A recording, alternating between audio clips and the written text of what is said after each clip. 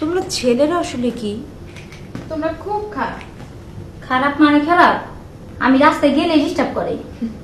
তুই চুপ, একদম চুপ। আসলে পুরুষ মানুষ হচ্ছে সৃষ্টির সবচেয়ে রহস্যময় প্রাণী, আবার দুর্ভাগ্যও বলে। বুঝতে পারলাম না। শুনবি? গাধাকে সৃষ্টি করার পর তাকে বলা হলো সকাল থেকে সন্ধ্যা পর্যন্ত তাকে ক্লান্তিহীন পরিশ্রম করতে হবে।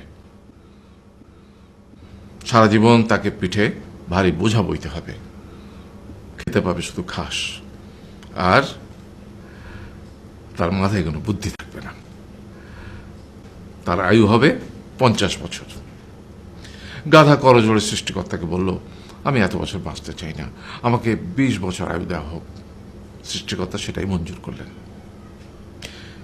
কুকুরকে যখন সৃষ্টি করা হলো তখন তাকে বলা হলো যে সে হবে মানুষের সবচেয়ে বড় বন্ধু, কিন্তু সে খাবে মানুষের উচ্ছিষ্ট, এবং তার আয়ু হবে 30 বছর।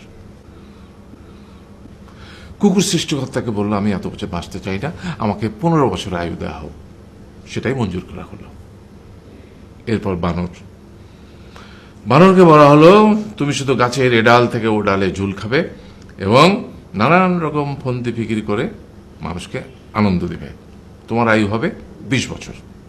বানর বলল, আমি 20 বছর বাঁচতে চাই না, আমাকে 10 বছর দেওয়া হোক। সেটাই মঞ্জুর করা হলো। এবার এলো পুরুষ মানুষের পালা। তাকে বলা হলো যে তুমি হলে প্রাণীকুলের মধ্যে সবচেয়ে বিচক্ষণ এবং বুদ্ধিমান, সেই জন্য তোমাকে প্রাণীদের শিরোমণি করা হলো এবং তোমার আয়ু হবে 20 বছর। তখন পুরুষ মানুষ বলল, করজোড়ে বলল সৃষ্টিকর্তাকে যে 20 বছর আয়ু অত্যন্ত কম, হে প্রভু, আমাকে ওই গাধার সে যে 30 বছর আয়ু চায়নি সেটা আমাকে দেয়া হোক, ওই যে কুকুর 15 বছর ফিরিয়ে দিয়েছিল সেটাও আমাকে দেয়া হোক, আর যে বানর 10 বছর নেয়নি সেটাও আমাকে দেয়া হোক। 20 বছর অত্যন্ত কম, আমি দীর্ঘদিন বাঁচতে চাই। সৃষ্টিকর্তা সেটাও মঞ্জুর করলেন। তারপর কি হলো? সেই থেকে ছেলেরা পুরুষ মানুষ হিসেবে বাঁচে 20 বছর, তারপরের 30 বছর সংসারের বোঝা পিঠে করে বয়ে বেড়ায়, সেটা কার মতো? গাধার মতো।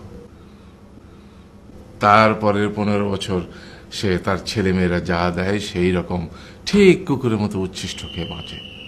আর তারপরে বৃদ্ধ বয়সে ঠিক বানরের মতো, যেমন গাছের এডাল থেকে ওডাল ঝুল খায় বানর, তেমনি এই ছেলের বাড়ি থেকে ওই ছেলের বাড়ি, আর নানান রকম ফন্দি ফিকির করে তার নাতি নাতনিদের আনন্দ দেওয়ার চেষ্টা করে।